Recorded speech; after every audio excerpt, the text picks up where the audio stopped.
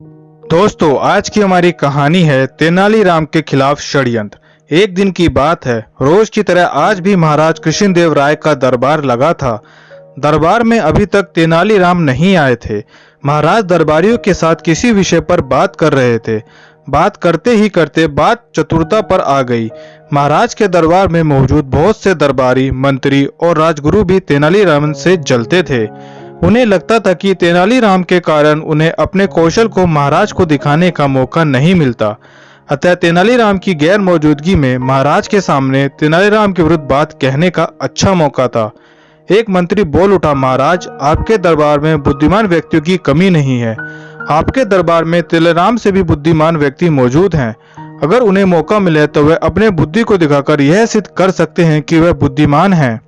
पहले मंत्री की बात खत्म होते ही एक और दरबारी भी बोल उठा, तेनालीराम के सामने किसी को अपनी बुद्धि का इस्तेमाल करने का मौका नहीं मिलता है। जब भी कोई बुद्धि की बात होती है तो तेनालीराम अपनी टांग अड़ा देता है। इस तरह वह भी अपनी चतुराई का श्रेय ले जाता है।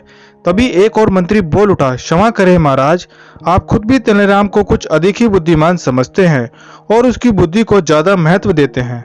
हर चतुरता का कार्य आप बस तेनालीराम को ही देते हैं और देना पसंद भी करते हैं। आपको दूसरे लोगों को भी अवसर देना चाहिए ताकि वह अपनी चतुरता को सिद्ध कर सके। इतना कुछ सुनने के बाद महाराज कुछ हद तक गंभीर हो गए। वह यह भी जानते थे कि दरबार के बहुत से सदस्य तेनालीराम के प्रति जलन रखते हैं। आज उन्हें तेनालीराम के विरोध बोलने का मौका मिला है तो बस बोलते जा रहे हैं। महाराज सोचने लगे कि आखिर कैसे इन्हें समझाया जा सकता है कि तेनालीराम इनसे बुद्धिमान है। तभी उनकी नजर एक कोने में रखी भगवान की मूर्ति के पास जल रही धूप बत्ती पर गई। अब महाराज ने दरबारियों की परीक्षा लेना चाहा। महाराज बोले, अगर आपको लगता है कि आप लोग तेनालीराम से अधिक चतुर हैं और मैं आप लोगों को तेनालीराम से ज्यादा पसंद करूं, तो आप लोगों को एक परीक्षा देनी होगी। जो भी इस परीक्षा में सफल होगा मैं उसे तेनालीराम से ज्यादा बुद्धिमान मान लूंगा और उसे तेनालीराम का स्थान दिया जाएगा। ठीक है, सभी दरबारी एक साथ बोल उठे। वह मन ही मन खुश हो रहे थे। महाराज ने कहा, क्या आप लोगों को वह दूर पर मौजूद धूप बत्ती जलती हुई नजर आ रही है?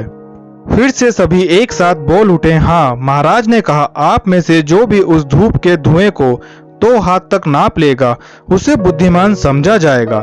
सभी दरबारी सोच में पड़ गए, आखिर धुएं को कैसे नापा जा सकता है? फिर भी अगर महाराज ने कहा है तो हमें एक बार प्रयत्न जरूर करना चाहिए। एक एक करके धूप बत्ती के पास जाते और अपने हाथ से 2 हाथ धुआं नापने की कोशिश करते। धुआं नापना मुश्किल होता था। धुआं इधर से उधर उड़ जाया करता था। यह सिलसिला बहुत देर तक चलता रहा।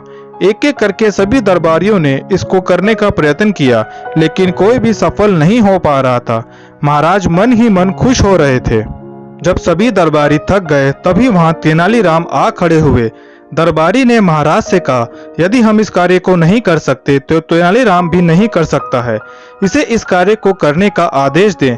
महाराज ने तेनालीराम से कहा, आपको उस जलती धूपबत्ती के धुएं को 2 हाथ नापना है। तेनालीराम बोले, महाराज, यह तो मुश्किल है, लेकिन आपके आदेश को मैं टाल भी नहीं सकता। इसके बाद तेनालीराम ने एक सैनिक को अपने पास बुलाया और उसके कान में कुछ कहा और उसे कहीं भेज दिया। अब दरबार में बिल्कुल शांति थी।